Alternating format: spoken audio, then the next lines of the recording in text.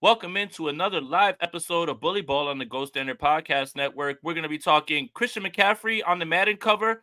Trent Williams wants more money. What did Brandon Aiyuk get offered?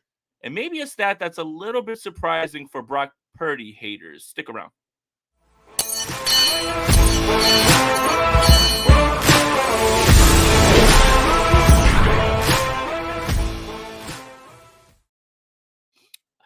Welcome into another episode of Bully Ball with Jason and Steph, the only podcast that is in the best shape of its life all year round. I'm Jason Aponte. That's Steph Sanchez. Steph, what's going on with you? What's up, man? It's we're now in the dead period, but luckily we covered the 49ers and there's like never such a thing. We got so much to talk about today. 100%. As always, remember, we don't create the content, the 49ers do. We just try to keep all the fish in the boat and whack as many as possible because the stories never end. But, Steph, speaking of the dead area, right? I sent something to our group chat of a stream that happened last night with Kai Sanat, Drewski, and Kevin Hart, in which they spent 24 hours together in a house. And it got me to thinking about possible content during training camp on an off day. What if we just got a bunch of us content creators who are there covering training camp, and we did a similar stream like that? Sure, a little bit it'll be 49ers, but it's just us basically hanging out and goofing around. You think people would be involved in that? I think so. I mean, I think we're pretty entertaining, right? I would say so, especially right. Like, I don't want to say what would be in the cup, things like that, but I think that would just add to certain things. But yeah, I think that's a great idea, especially on a day off. We take a little time off to go to Yard House and record all that as well too. But Not essentially, yard it would house. just be us sitting in a room talking a little 49ers, but really connecting with people on a personal level to see who we really are as people, because we're not just content creators, we're actually people with feelings. Yeah, that is true. We are people with feelings. That would be fun. We definitely got to put a pin on that and get to it. I mean, training camp's gonna be a hoot, man. It's gonna be a hoot and a half.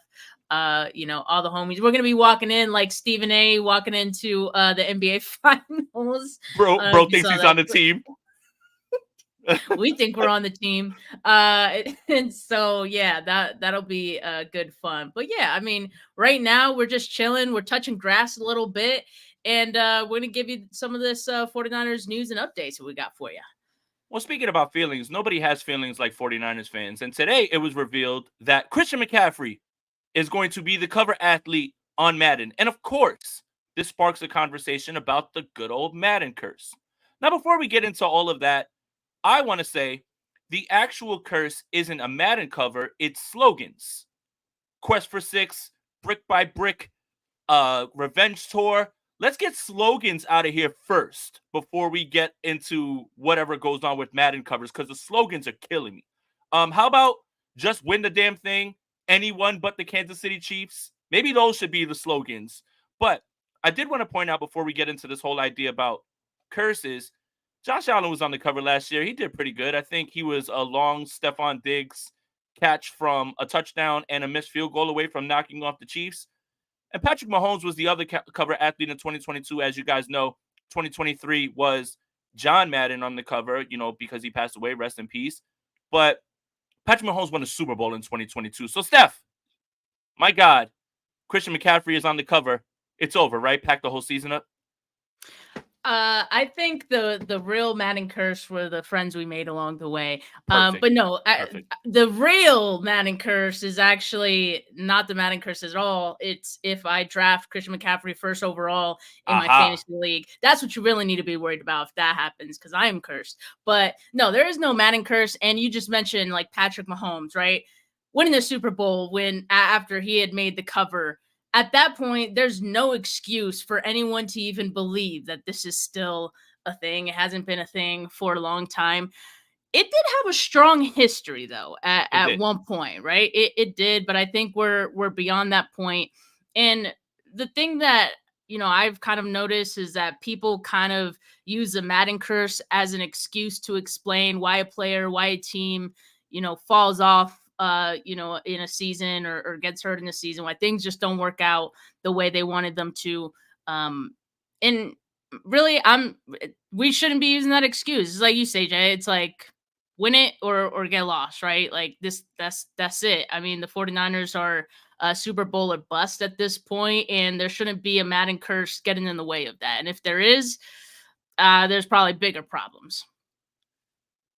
49er fans and sports fans in general are not just a little stitious, they're superstitious, right? So when we tweet things on the timeline, oh, you jinxed it.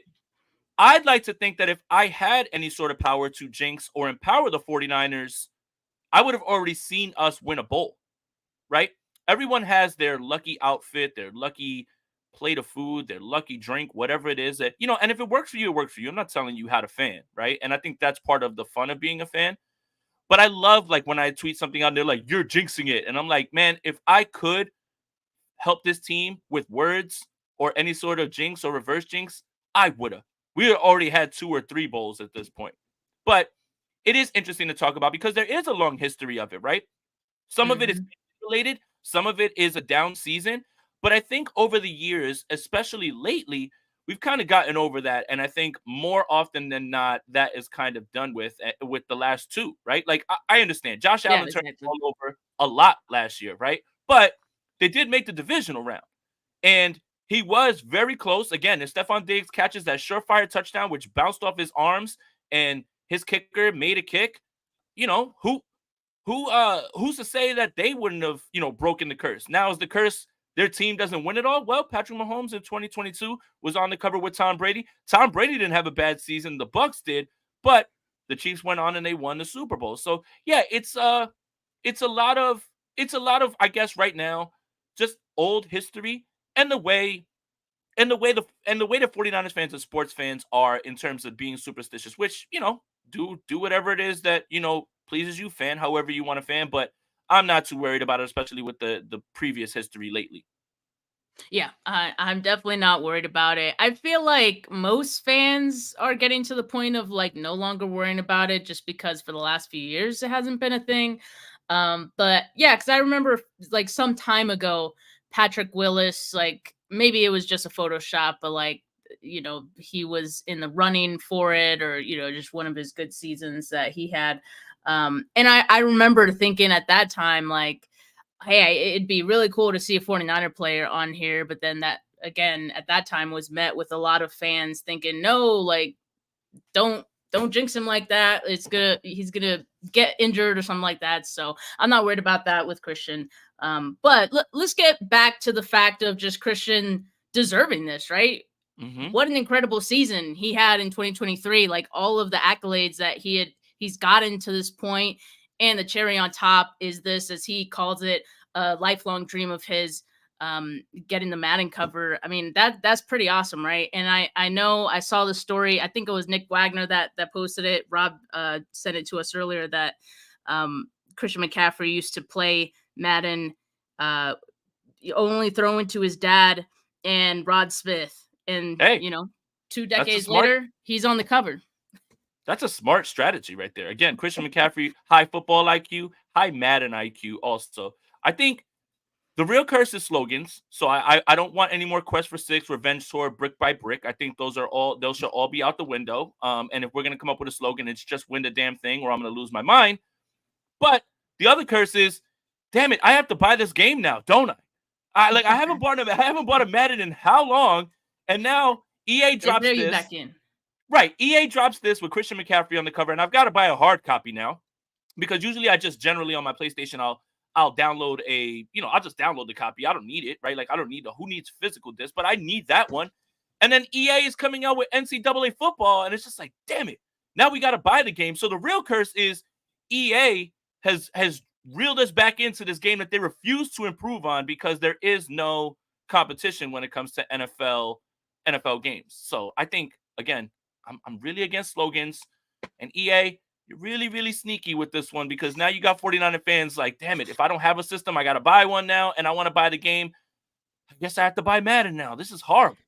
Dude, I only played Madden, like, I had the game once in 2004 on my Game Boy, and it was the Vic was on the cover. Hold on. Like Vic. For the younger crowd, please elaborate on what a Game Boy is. Steph. Really? Really? Yes, You think I yes, gotta do that? yes, yes, yes, yes. Wow. I think we have a wide range of ages who watch our show, listen to our show, and the older crowd and older and wiser, and I don't mean that in any bad way. They know exactly what you're talking about when it comes to Game Boy. But for the younger crowd, please explain to them what Game Boy is and the offshoots like Game Gear and other ones and the What the hell variations of is Game Boy. no? What the hell is Game Gear? I don't know What's what that Game is. Gear? Oh, that's it. Now I'm old. Take it and put it on the thing. Now I'm old. You don't know what Game Gear is? Get it. Get her, Rob. Get her, Rob. Get her, Rob. Get her. Game Gear? What? He just No, shook his I head don't and know left. what that is. But I mean, a Game Boy, you know, the handheld little device, and you put the little cartridge in. Sometimes you got to blow on them. I know the '90s kids know what that's about with their old game systems. But yeah, so I had one of the Madden 2004, and that one was awesome. Because yeah, like I said, Vic was on the cover. The soundtrack, as I recall, was pretty awesome. I Oh want to yeah. say like they had the Blink 182 song on that one Yeah. Yeah. on the And menu. and Top 04, tier. it's crazy to think that 04, 05, probably 06 are lumped in as probably the best Madden games because of the franchise mode and the way that you could customize things, all of those things. See, Al Bundy, who love the irony of having that name, says I have to Google Game Gear. That's crazy because Married with Children is far ahead of Game Gear. But real quick stuff, Game Gear was Sega's version of it, but it was in color, and you could play Sonic the Hedgehog on it, and it was much better. And if you had a Game Gear, you were lit because remember, Game Boy was just that dot matrix and everything, and it was great Yeah. for the time. But Game Gear, you could play Mortal Kombat, you could play Sonic the Hedgehog, you So could what play football happened? in What it. happened to him? What happened to him? It turns into the PSP, and it turns into that and this. Honestly, PS4 and PS5, I mean the PS5, and I think it's Sony, they're coming out with their version of it where it's handheld and on the go. I just Yeah. couldn't see myself where would I play this? I don't take the bus. I don't take, like where I drive. I can't drive and play this. When am I going to play this? And if I'm going to play it at home, I'm just going to turn on my PlayStation. So, all right. We have squozen. I don't know if it's squeezed 12 minutes out of Squozen? this. I like This squozen. squozen. We gotta use Out that. of this Madden discussion, I can't believe that Bully Balls turned into a video game podcast, and Rob is very disappointed in you, by the way, and he's going to give you a tongue lashing later. But one more thing, since we're laughing, one more thing I got to say. I laughed very hard yesterday at the montage of all of the funny moments that we had this entire year from all of the hosts on Gold Standard Podcast. I haven't laughed that hard in a long time, and there were some straight up ayo moments in there. But we have a lot of fun here. We have a lot of fun here on this show. So, but let's get to some serious stuff. Trent Williams, all-world left tackle. There are whispers that he may want more money. Whispers.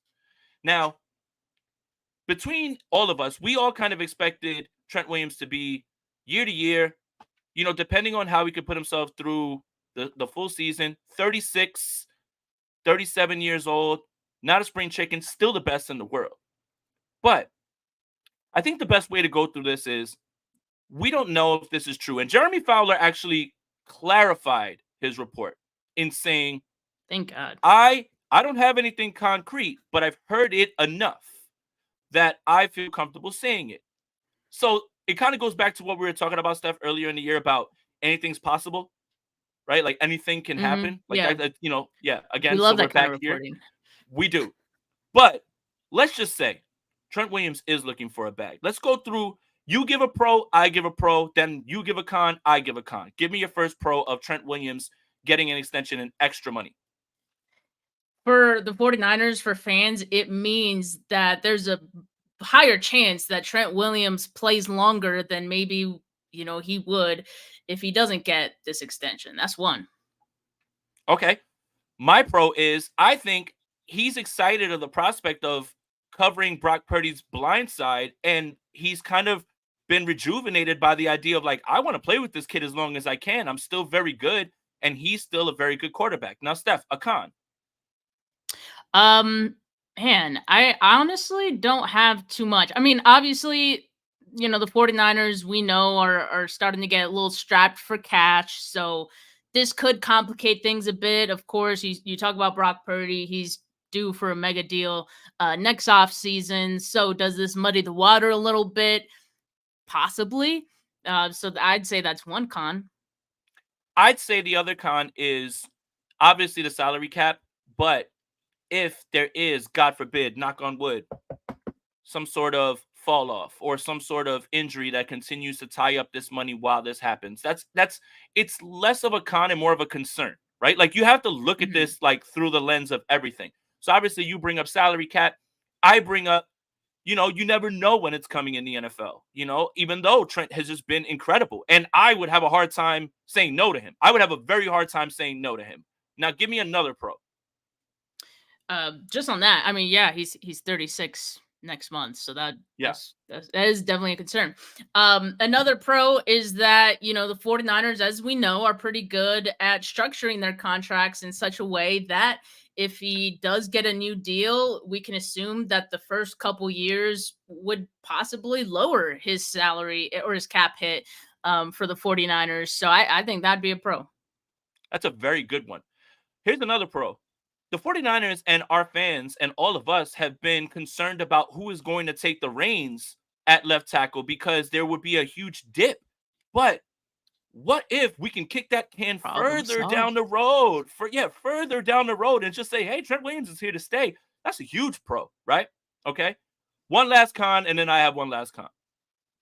I don't have another con. I'm actually curious to think like what your con is. It's the money thing more than anything. It's just the idea of keeping Trent and then losing a Mooney Ward, not being able to pay other people. And I think that kind of falls into salary cap. So I guess it's the same sort of con, right?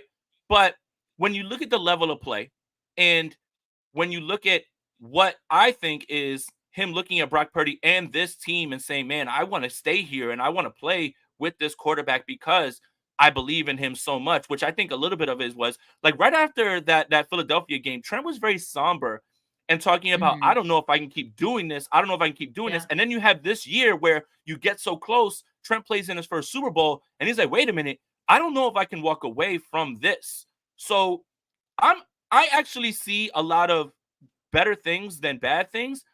And I do trust the 49ers to find a way to structure his contract, make sure it doesn't get in the way of those things, but push may come to shove.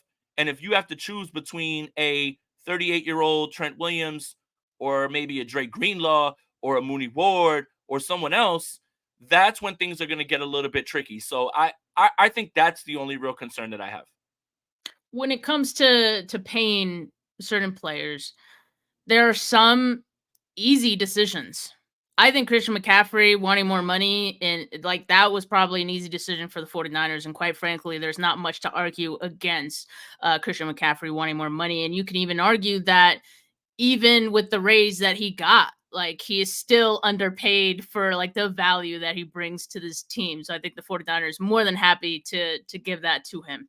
I think it's the same thing for Trent Williams. I don't think the 49ers could really argue much against it. And in fact, I think they would be ecstatic to give him another contract, maybe add a couple extra years. Now, that's the question, right? If he wants a new deal, like currently he's signed till 2026. If he wants a new deal, is he really looking to play beyond that, or is he just want a new deal to kind of like just get more money in that time frame, more guaranteed money in that time frame? That's kind of the question. And of course, like the reporting to this point, as we mentioned, has been sort of vague. You hear the words whisper, maybe eventually, all these things.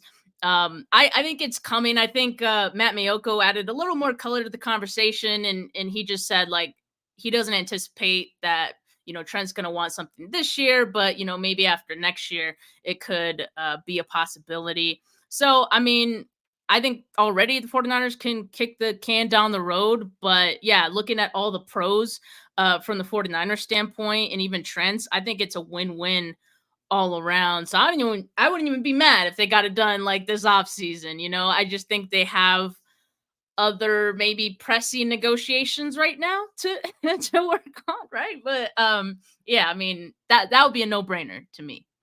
You're a master of segueing, and that's perfect. And I also want to add one more thing about Trent Williams. I do believe it is important for him to be the highest paid left tackle in football because he sees himself as the best left tackle in the world. And I think we We all all agree see with him as that. that.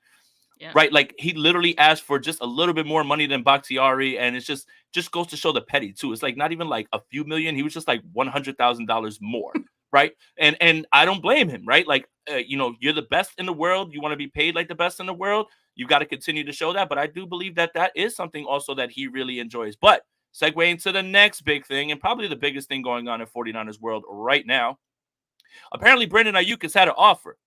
$26 million a year. Some of us would be lucky to even make that in 10 lifetimes. And this is why he's so good at football. I think he definitely deserves this. But it sounds like things are starting to progress in terms of numbers. That's starting to come out a little bit more as opposed to the reports of pessimism from TJ Houshmandzadeh, a little bit of Matt Mayoko kind of softening the blow for us by going on the radio, saying things on 49ers Talk, talking about the fifth year is a little bit more of a possibility. But $26 million in comparison to the rest of the field. And I want Rob to pull up this graphic because I think it's a little bit more fair than people think. I think the hang-up isn't necessarily the average annual salary and more about the guarantees. So $26 million would put him right above Devonta Smith, which is fair, right? And right behind Cooper Kupp. Now, Cooper Kupp got his deal after a historic season, 26.7 annual, right? Devonta Adams is Devonta Adams. The one where I start to get a little nervous that he wants to top, and I think rightfully so, because based on production and usage, is Jalen Waddle. Now, Jalen Waddle's at 28.25, right? But with 76 guaranteed. I think it's less about the average year and more about the guaranteed money. And I think that's what they're a little bit hung up on. I think average year can be manipulated a little bit more, but the guarantees are kind of what you're looking at. If you look at Jalen Waddle and you see the amount of targets and the amount of yards, they have a strikingly similar resume. So why wouldn't you put yourself in that spot? But $26 million would have him, let's see, 1, 2, 3, 4, 5, 6, 7, eighth. The eighth highest paid annual average per year. Steph, is $26 million a slap in the face to Brandon Aiyuk? A little. I mean, I'm gonna be honest. Like, I think a little, just because you look at the deals that have been made this offseason, and yes, Devontae Smith at 25 mil a year, but I think we kind of circle Jalen Waddle as the most comparable to Brandon Aiyuk statistically, and him getting that 28.2. I mean, that's what the market is, right? So, the Dolphins paid that, and I think it would make sense for Brandon Aiyuk to at least get in that range. Now, 26 million, that's just a difference of 2 million, right? So there's still some time, and as we've been saying all off season, like, the stuff usually gets done a month from now or a month and a half from now. So there's definitely time to bridge that gap of $2 million. Like, I think you're right. I think we could see maybe like a $26 million deal, but a higher guarantee, like maybe 77, closer to the Amon-Ra thing. Because that's what TJ Houshmandzadeh was saying. Like, hey, if Brandon Aiyuk was offered the Amon-Ra deal, Aiyuk would already be in the building. Like, there's no question about it. So maybe that's kind of the compromise that needs to be made. But yeah, I'm definitely starting to feel like with some of these numbers starting to come out, when you're starting to see Matt Mayoko and Mike Silver and Matt Barrows talk about the other options that the 49ers have, and it's I don't know if this is like a slam dunk anymore. I don't know. Well, what happened? That's my question. Well, I think the 49ers are starting to speak through these media guys, and I think we're kind of seeing the same thing on Aiyuk's side. TJ Houshmandzadeh saying those things as well. So now you can see that as a good thing. Honestly, it's communication. It's not the most productive form of communication, right? But it is still communication, and so I think it shows that these two sides still dug in their heels for their respective sides. But again, like, I don't think 2 million is that big of a bridge to cross at this point. It's just a matter of who's going to flinch first. The 49ers have all the leverage. 100%. And I think we should listen to TJ Houshmandzadeh when he speaks, because he did say $30 million to get you in. And that kind of right now is in line with this report of $26 million, which he doesn't want. And if he did want it, I think they would have already gotten it done. I think what a lot of people are forgetting about negotiation is, and think about when you go in and you talk to your boss and you say, I've been doing my job very well and I would like a pay raise. And they say, hey, listen, we love you. We'd love to keep you. But, and then they open up a notebook. You were late this day. You called out this day. This is the part about negotiations that I think is lost on people, is it's not personal, it's business. So you have to find a way to get where you can look at it and say, well, you had 77 catches, BA. Should we give you this amount of money, right? And then this is the part of the negotiation that gets muddy. This is when people get disgruntled because they feel like they're not appreciated. I'm not saying that I agree with it, but it's just how it goes. It's just how it goes. So when you hear Houshmandzadeh say if he would have had 30, then he would be in the building, and then you hear 26 and that's not done, I think they're still in negotiation. This is where they're starting. This is where they are. You got to kind of meet in the middle at this point, and they still have a ton of time to get this done. One other thing, I think the 49ers, and to kind of, I guess, reason or talk about why it takes them so long close to training camp, is I think when training camp comes around and they start to get this feeling of who they believe is about to make this team, what's about to happen with all their money, and they get a very clear picture of their salary cap, is when they dig in and they say, okay, boom, here's what we're going to do, and let's get this done now. Because you remember, Nate Sudfeld comes in for how much money, and we're like, oh, that's a backup, right? Like, that's a backup because he, follow the dollars, and you're cut, right? Like, you're gone. And obviously Jimmy Garoppolo was there, and obviously Brock Purdy was in the wings right there. But I do think that they're waiting closer and closer to training camp because they have a better idea of who they believe is going to make this team. And then they have a clear view of their cap and how they're going to fix it. And that's why you kind of see these deals go a little bit closer to training camp. My only concern would be this extending through training camp and having Aiyuk just show up for week 1. I think it's imperative for Brandon Aiyuk and the 49ers to get this done before training camp, have them come in for training camp and get this thing rolling so they can try to make another deep run in January. Yeah, I think for 2024, it's important that Brandon Aiyuk reports early enough that he can ramp up for the season, right? But I also think it is still a possibility that, this deal doesn't get done before the start of the season and they just have Brandon Aiyuk play on his 5th-year option. And I think the 49ers would be totally okay with that as well, because you mentioned the fact that, even waiting to July, late July, gives you the time to kind of, survey a lot of different things, maybe Ricky Pierce, all those things. Imagine what another extra year would do for you. Right. So shout out Gray Fox 198 for the donation. A curse to break a curse. It's the only way. I like that. If I could quote Thanos, a soul for a soul. Like, it's time to, like, if we're gonna start playing these mind games and the superstition thing, let's look at it this way. Curse cancels out curse. And now let's ride, right? Like, I think that's kind of what we should be thinking about. But go ahead, Steph. I'm sorry. No, you're good. Yeah, so I mean, I think the 49ers would love to wait an additional year, have another sample size of a full season of Brandon Aiyuk, see if he could do what he did in 2023 again, have a better idea what they have in Ricky Pearsall. And then let's just say Brandon Aiyuk has an awesome season. Maybe he outdoes what he did in 2023. Maybe it's about the same. The market price for wide receivers goes up again. I think at that point, the 49ers would be like, okay, like, we don't have as much to argue with. You did it. I mean, we had some questions about it, but you proved us wrong. So, okay, here's your money. I think there would still be some, lowballing by the 49ers or some attempts. But, at the end of the day, I think they do want that time. Now, I do also believe, like, John Lynch saying these things like, yeah, like, we want to get this deal done early. To me, the more I think about it, I'm like, now we're in June, right? The more I think about it, it's like, I think you're just saying that you want the player to accept your offer sooner. That's all you're saying, because you're not actually backing off of what you want and, standing your ground and all that. You're not going to just dish out the money right away just because you want to get it done.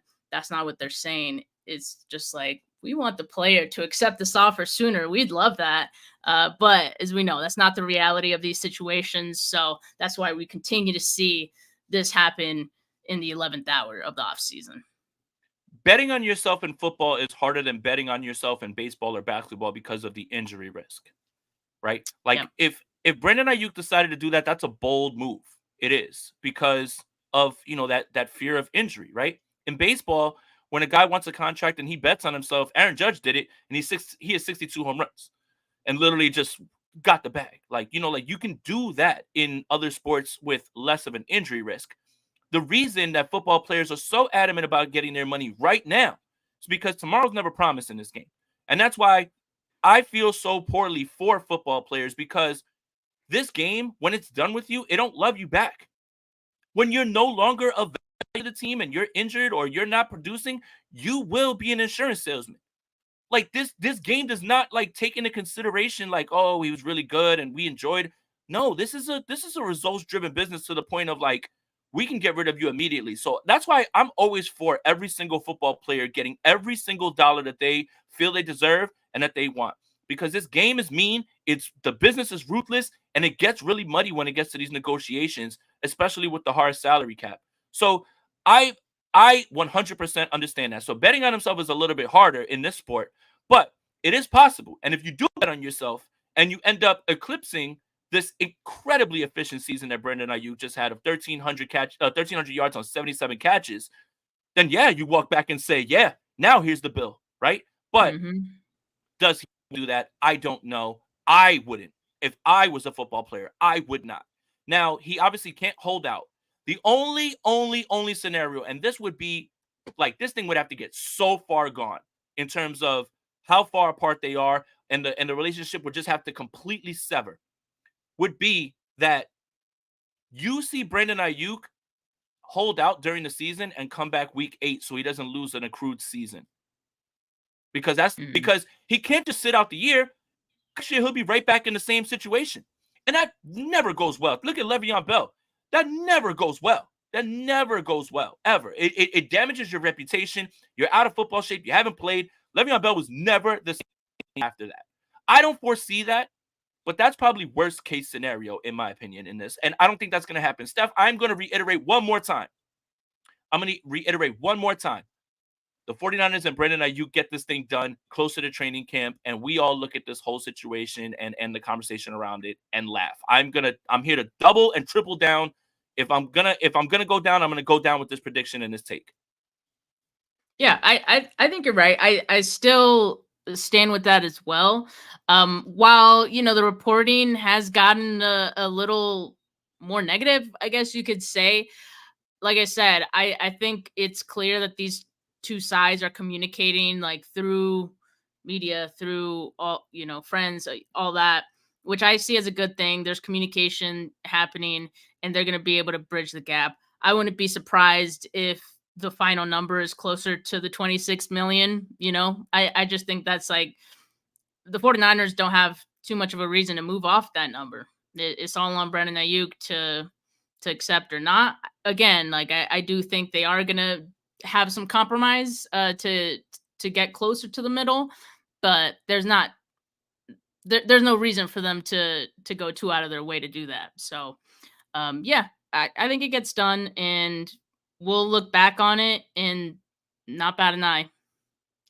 Peak off season, and just like 49er fans to kill each other and yell at each other for an entire offseason, and then just have everything end up being the most likely scenario and have us look back and laugh. Yes, Steph and I believe this gets done. All right, Steph, you know all the popular negatives that people have about Brock Purdy, right?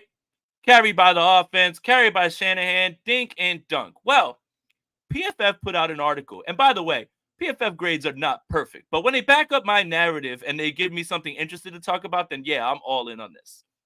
So the way I look at PFF and statistics are like a light post. They should hold you up and not illuminate you. Meaning everything has to line up with whatever you saw.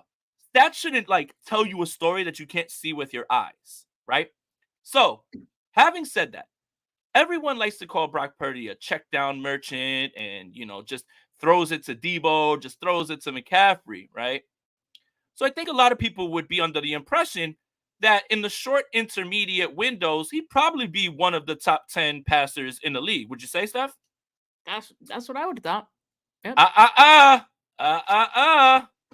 Rob, pull up the graphic. So PFF obviously is going off of passing grade in short, intermediate, and deep passes. Right now, Brock Purdy is not in the top 10 in the short area, which is 0 to 9 yards. He is actually number 18th. And look at these numbers and who's on this list. Josh Allen, rocket arm. Justin Herbert, rocket arm. Trevor Lawrence, Kirk Cousins, Patrick Mahomes, with by far the most passing yards of anybody in the short area. Jordan Love, Jared Goff, Dak Prescott, Joe Burrow, Baker Mayfield. Number 18, Brock Purdy on this list. Number 18. Now, obviously, this is ranked on passing grade. So, 84.1 for Josh Allen, 83.8 for Justin Herbert, 82.1 tied Trevor Lawrence and Kirk Cousins. This is one of the funniest things I've ever seen. Under 10 yards, minimum 200 attempts. I would have thought Brock Purdy was in the top 10 in this list. Like immediately, just based on some of the things that we saw. But he's not. He's 18th, Steph. How surprised are you that Brock Purdy is 18th in the short passing window, according to PFF?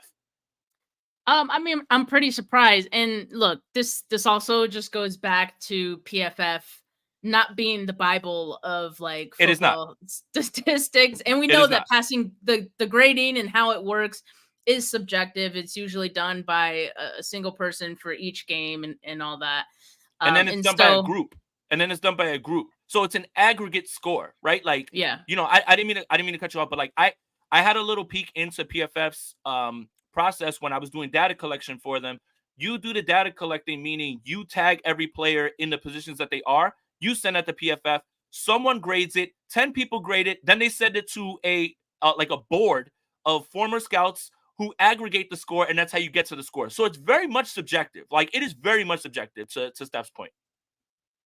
Yeah, so, I mean, I think even this list alone, we got to take with a grain of salt. But I do think that this list is hilarious because you pointed out, like, these are all the guys with, like, rocket arms in the top 10. And that's objectively hilarious to see. And the one guy who's been called Dink and Dunk his entire career, it's been short to this point, but still, people haven't moved off of that narrative. At least a lot of people. You don't see Brock Purdy in that top 10 list. So that's pretty funny. But we did see him at the top of one other surprising category, right? And it's not intermediate. It's not intermediate. Mm-hmm. He's not on that top 10 list either. He is number 1 in deep throws, deep passes, 20 yards or more, 50 attempts. Almost perfect grade of 99.9, 956 passing yards. So who's on this list? Brock Purdy, number 1. CJ Stroud, who's an excellent deep ball thrower, by the way. He's a stud. Matthew Stafford, great thrower. Justin Fields, number 4. Only 697 passing yards. But remember, more than 50 attempts, so he qualifies. Trevor Lawrence, Tua Tagovailoa. A lot of those throws are wide open, by the way. I had to throw that context on there. Dak Prescott, Geno Smith, who actually has a very good deep ball. Keep scrolling down, Rob, because I can't remember off the top of my head. Jared Goff, and Russell Wilson, who we know has the moon ball. But there is a paragraph under that describes everything a little bit more, and I'd like to read that for everybody so we can contextualize where it is. So whoever wrote this for PFF, a popular narrative among Brock Purdy's detractors is that he gets by on dink and dunk passes while letting his skilled teammates do all the work. However, Purdy ranked just 18th in short passing grade 73. His deep ball, on the other hand, was nearly perfect, resulting in a seemingly impossible 99.9 mark. On balls targeted 20 or more yards downfield, Purdy has completed 30 of 53 passes for 956 yards, 11 touchdowns, 1 interception, while having a big-time throw to turnover-worthy play ratio of 17-2. One of the more shocking discoveries while compiling this list is that Patrick Mahomes was the second lowest graded passer on deep balls. Now, some of that is Marquez Valdes-Scantling can't catch the ball. Some of it is they didn't have guys that could separate. So obviously you have to contextualize that. But Steph, number 1's Brock Purdy. Eat it, dink and dunk haters. It's a rough day for you guys. This is definitely surprising. Like I think we know, us 49er fans, we kind of know that his Brock Purdy's deep ball has matured, I guess you could say. I think he's definitely gotten better at it, more accurate, and the stats that they point out here, the 17-2 big time throw to turnover worthy play ratio, I think shows that. But I'm looking at, again, like, to go back to the grading, like 99.9. Yeah, that's like virtually Consensus, perfect. right? That's like virtually Consensus. perfect. Mm-hmm. So, and then you look at, his completions and his numbers. It's not like actually perfect as far as like completion percentage and all that. But yeah, I mean, this is good for the Purdy is more than a dink and dunk guy argument. Dink and dunk haters are punching the air because they don't have any way to explain any of this. I mean, 30 of 53. That is more than 50%. And the further you throw the ball down the field, despite what people Yeah. think, the less likely it is to be caught. If you're throwing Hey, the I ball down was the field. told that it's easier to throw deep. Oh, yeah. It's so much easier to hit guys on a line while there's a defender there and you got rushing at you. So easy. I mean, I don't understand why guys just don't chuck it down the field all the time. Back to the Madden stuff. Even in Madden, that doesn't work like a little bit. See how we tied it full circle video game? But it is interesting to see this because we have seen Brock Purdy push the ball down the field more than any quarterback under Kyle Shanahan, right? Like, if anyone is dink or dunk, it was that handsome guy who plays for the Los Angeles Rams a little bit more, and his yards per attempt were inflated by Yak. Sure, this offense is predicated on Yak and a lot of quick throws, timing throws, but we still seen Brock Purdy throw the ball places that we haven't seen since Matt Ryan under Kyle Shanahan. So all of this stuff Yeah. right now is kind of just lining up with what you've been seeing. And again, there's the throws to Debo that are right there behind the line of scrimmage. Sure, those will always be there. There's the throws that end up being screens, which when I go through the film a little bit more, they aren't designed screens to Christian McCaffrey. It's literally him going through his progression and seeing that he's the last one and getting him the ball. More and more of that is on tape than people want to believe. But all this lines up with what we've been thinking. Like, look at this guy taking chances down the field. Look at him hitting these throws that we haven't seen a quarterback hit under Kyle Shanahan.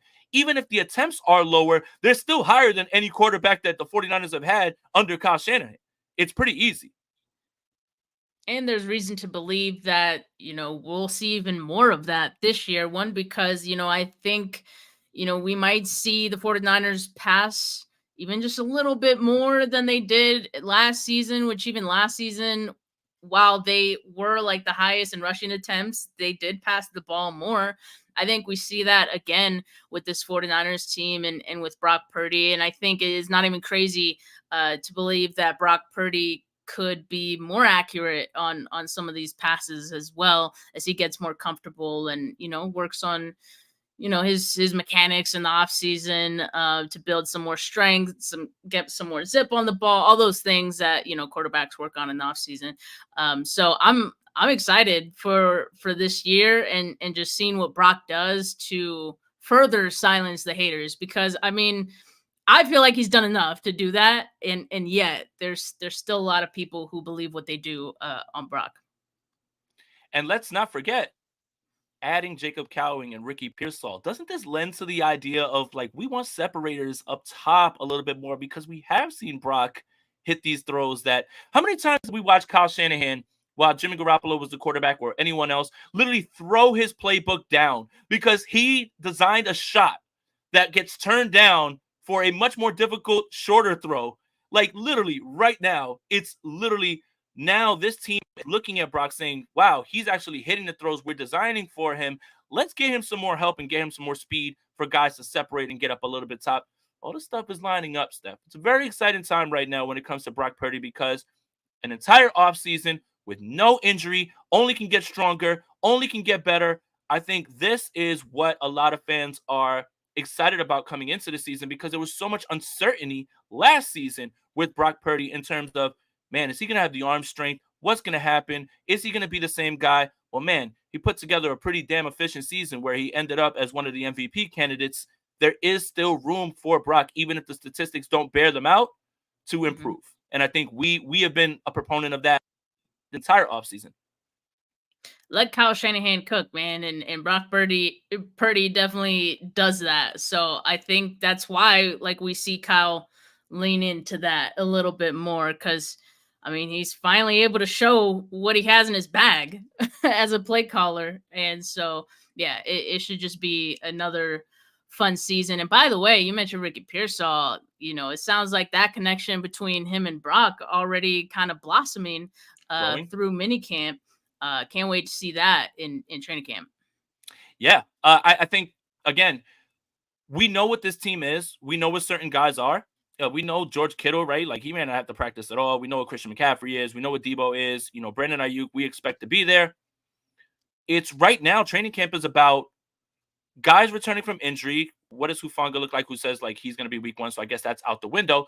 But, like, what's Ricky look like with the pads on, right? Against the better corners. What's Jacob Cowing look like? What's this rookie class look like? And I think one underrated storyline is going to be the shuffling of the offensive line, right? Like, where does Feliciano play? What's going to go on with Burford, right? Like, that sort of stuff is the stuff that you need to really watch for in training camp because it's so relieving right now to not have to worry about who's going to be the starting quarterback or is he good, because he is good.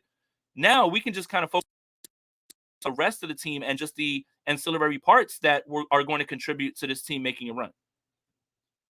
Yeah, I mean, there's a lot to track this offseason, as it feels like there always is every offseason, even despite this team being so deep as it is. And like you could say it's like top heavy and all these things. They got all these stars, but like there's still a lot of battles to track. And that's what's fun about the offseason and what's fun about training camp. So yeah, there's a lot of questions to be answered in the next few months, and I can't wait to see it unfold.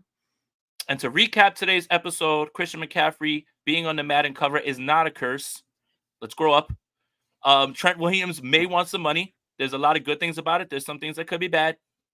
Brandon Aiyuk wants to get paid, and deservedly so, and we still believe it's going to get done.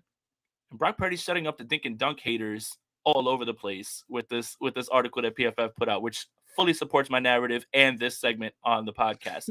That's going to be all. And I learned what a Game Gear is. Rob is going to crush you after this episode for that. I mean, if you remember Game Boy, how do you remember Game Gear's after Game Boy? Game Boy was out in the 80s. No, it wasn't. Yes, it was. Chat. No, it wasn't. Was Game Boy not out in the 80s? Rob, well, I didn't was have Game one Boy not in the 80s? I wasn't born in the 80s. But the thing is you're talking about something from the 80s. Rob. Steph, what planet do you live on? Game Boy was here first, then Game Gear came. What year did Game Gear come out? 92? 93? And it had color. I was 2 years old. But you had a Game Boy. Yeah, I had a Game Boy when they became like popular for 90s kids. Game Boy came out in 89. Like right. I was well, like ironically hip, like Tamagotchi or something like that. Like, was it that? Please tell me you remember that. What? Yeah, I remember Tamagotchi. All right. Cool. April 21st, 1989 for Game Boy. Thank you, chat. Appreciate that. Brett, man, he got the actual date. He's cooking. Date and time of the release. Game Gear was 91. Yeah. There you go, 91. I mean, you could Even play worse. Mortal Kombat on it. I wasn't even born yet. This is such an interesting discussion, and this is going to go on through the whole offseason. But that'll do it for another episode of Bully Ball on the Gold Standard Podcast Network. Make sure you guys like this video, subscribe to the channel. Make sure you guys are subscribed to the Gold Standard Podcast Network wherever you get your audio podcasts. Follow Steph on Twitter at Steph49K. Follow me on Twitter at JasonAponte2103. We both have YouTube channels, so maybe you want to go out there and check it out and subscribe. There's some good content from the both of us coming as well. But for Steph, for Jay, we're out of here. Peace.